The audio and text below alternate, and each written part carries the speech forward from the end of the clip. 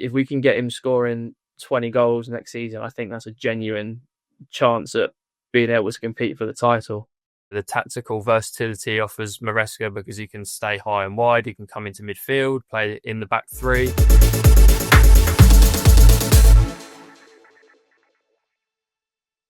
Hello and welcome back to the Chelsea Chronicle, the place where the optimism flows faster than the pints on the match day, at least until the first injury crisis of the season hits.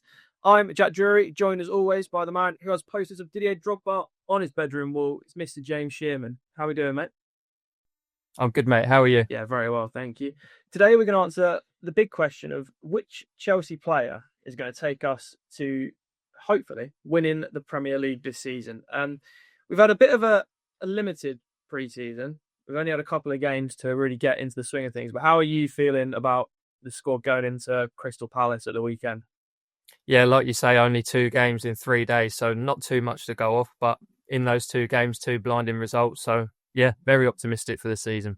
And in terms of the new players who've come in, we've seen a few of them at the Club World Cup, but we've seen now Jamie Gittins and Esteval get a proper run out. What have you thought about them? Yeah, I went to the game on Friday night against Leverkusen, and every time Esteval touched the ball, the whole crowd lifted.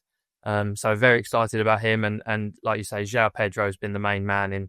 I know the Club World Cup was technically the end of the last season, but he was brilliant in that, and again in the 2 friendlies. So yeah, I'm really excited to see if he can finally be the answer to our striker problem that's been there since Costa left. The Chelsea were 4th last season in the end, which was seen by a lot of people as a really decent season in the end. Obviously, quite far off Liverpool, who have also done plenty of work this summer.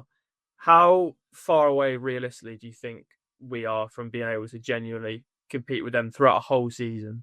Well, I mean, it comes down to whether they stay at the same level. If they come backwards a little bit for whatever reason, then I think we could be right there.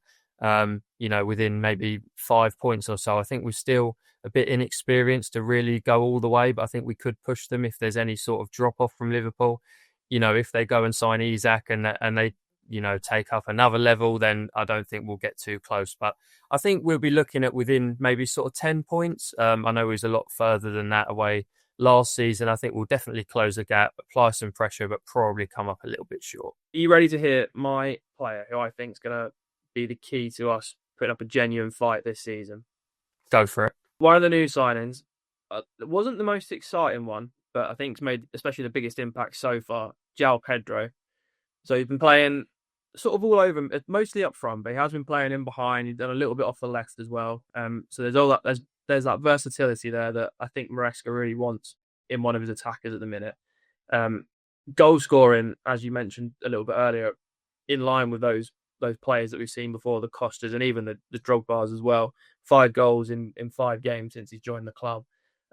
He looks like he can score a variety of goals as well. We saw the goal against AC Milan. It was a header from a cross. He scored goals where he's driven from the halfway line on his own. He seems to be able to score a lot of different types of goals for all sorts of scenarios, which I think is going to be important. Whereas maybe with someone like Delap, you're slightly more limited in the type of finish he'll bring you. You might need to sort of create the chances a bit more for him.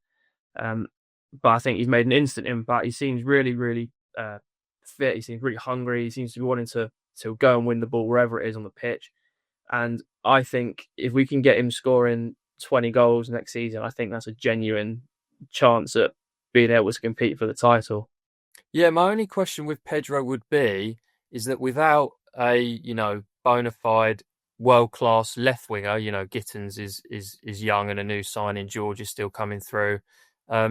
Could you see Pedro playing a lot of games on the left wing, which then, might sort of lessen his impact as Delap starts up front throughout the season? It's interesting because I actually do think first game of the season, Pedro will start on the left. I think he'll start Delap up front, especially how he finished off that last friendly. I think that game was really key for Maresca to see who he wants to start for the first game of the season because he's not had a lot of time to get that sorted. I think the 2 goals he scored, the first 2 he scored in the Club World Cup, where they both kind of came off the left, were both kind of him not in a traditional striker position. You think of the first goal where a cross went into the box and it comes out to the edge of the box where he is, that he might not always be the one you want hanging around in the 6 yard box. That might be more where Delap might excel this season. I think Pedro can give you more outside of the penalty area, and I think that's why if he is on the left or he has to play in the middle or even on the right if he needs to, I think he will still have a really big impact on the side, and he looks like a level raiser to me. Yeah, no, I agree with that. Should I give you mine? Yes, I can tell you why it's not going to be as good as mine. Go on. So the obvious choice would be Cole Palmer, but I've actually gone, or even Moises Caicedo, but I've gone for Reece James. And the reason is that I think you know what you're going to get from Palmer and Caicedo. They're going to be 8s, 9s out of 10s every week.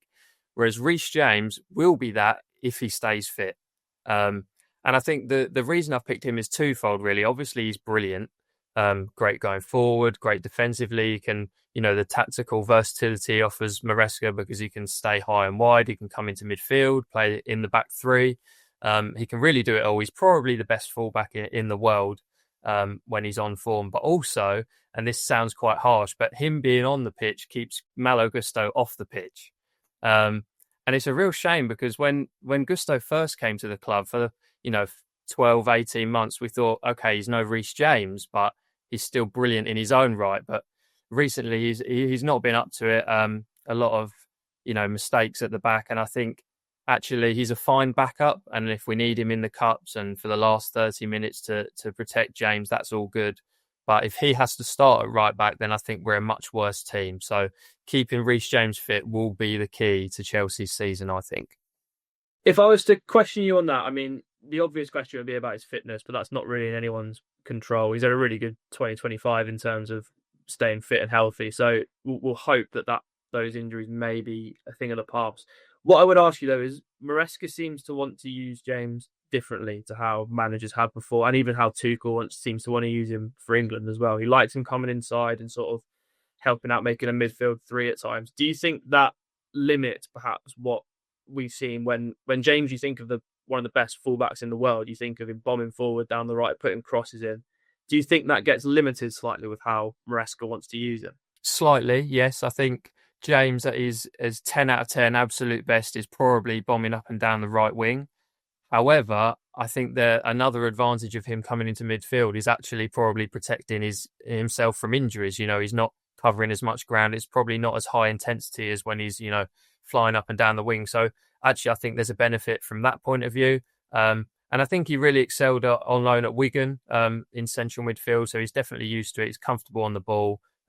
He's obviously, a strong lad, so he can shield the ball and hold off challenges from 360 degrees. So I think he's well averse to playing the central midfield role. And maybe you do lose a bit going forward. But also, on the counter-attack, it then means that he's in the right place to put out fires when the other team's on the break. So I think, there's pros and cons. You don't get the absolute maximum out of him, but I think he can still do more than enough to be our key player. In terms of any sort of maybe dark horses to have a really impressive season, Lavia comes to mind, obviously, because again, we don't know how fit he's going to be. But every time you see him play, I mean, he's not completed 90 minutes yet, but every time you see him play, he just looks to really bring the levels up in midfield. But obviously, there's the difficulty of fitting him into a side with Caicedo and Fernandes, and even if James starts coming inside as well. Is there anyone you think could potentially surprise a few people this season? I think Lavia's a good shout. Obviously Esteval, but we're all expecting him to excite us, and I don't think the expectation for him should be to put up loads of goals and assists like a Mohamed Salah on the right wing. It's his first season. He's only 18 years old. I think if he can just chip in with a few goals, a few assists, win a couple of penalties, like he did in the friendly against Milan, I think that would be a good season for him. I think Trevor Chalobah is a dark horse, especially with the injury to Levi Colwill. Obviously, Chalobah was almost leaving the club last year, and now he's probably our second or third choice centre-back. You can't rely on Fofana to stay fit. Colwill will probably return maybe just before the end of the season. So if Chalobah can stay fit, because he's had his injury troubles himself, and really develop into a leader alongside Tosin, I think that partnership will be key, especially in front of Robert Sanchez, who we all know has a mistake in him. Trevor Chalobah for me it's a huge season for him, and he can really establish himself as one of Chelsea's key players rather than someone on the outside looking in. And if you were to be pushed now for a position that Chelsea are going to finish this year, like an exact position, what are you going to go for? It's a toss-up between second and third. I'm going to be pessimistic in this case and go third.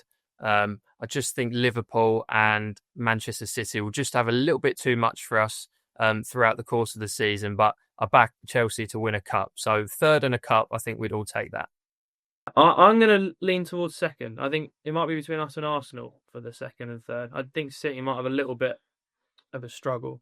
I think they still finish top 4. So those are our picks. One of us is going to look like a genius in May, and the other is probably going to be James. Let us know in the comments who your title-winning player is going to be. And while you're there, give us a like, subscribe, and hit the bell so you don't miss a single moment of our misery or triumph this season. Up the Chelsea, and we'll see you after the first game of the season.